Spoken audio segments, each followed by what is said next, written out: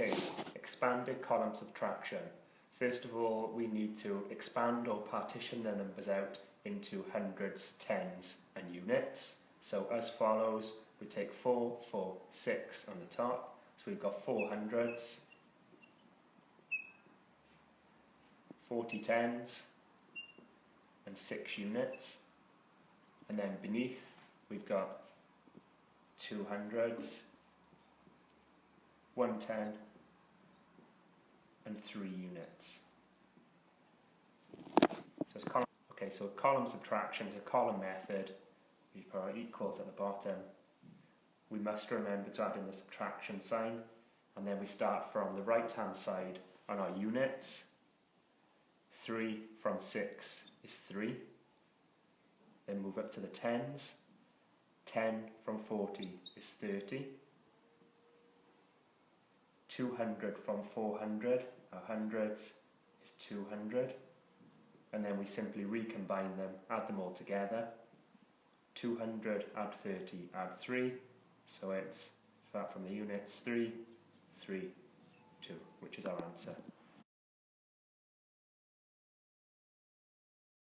Okay, so expanded column subtraction again, but this time with borrowing. So same as before, we split out the numbers or partition them. So on the top we've got 4 hundreds, 40 tens and 6 units. And then below we've got 2 hundreds. Remember to keep them in the same columns. 110 and 8 units. Okay, again adding the equals underneath, same as the last method. Make sure you add in the subtraction sign. This time, however, take the bottom number from the top. We can't take 8 from 6. Lots of children will make the mistake and they'll switch around and they'll try and take the 6 from the 8. You must remember to take the bottom number from the top number. And as you can see, we can't physically take 8 from 6. So what we do is we need to borrow a 10 from the next column up. And we just add in the units, tens and hundreds. So I'm going to cross out the 40. I'm going to take a 10 off so it turns to 30. And then I'm going to take a 10 across. So this now becomes 16. So now I can take 8 from 16, which is 8. I can take 10 from 30, which is 20. And I can take 200 from 40, which is 200.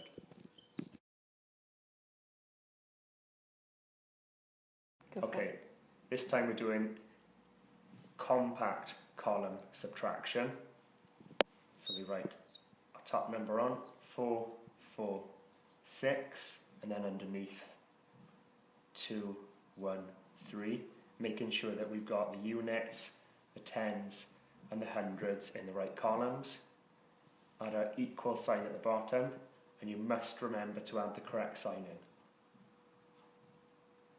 We start on the units on the right hand side.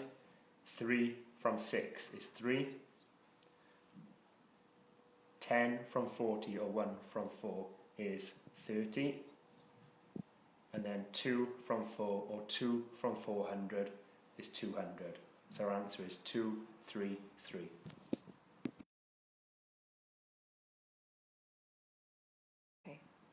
Okay, so compact column subtraction, but this time with borrowing. So write our numbers down again. 4, 4, 6, which is our first number.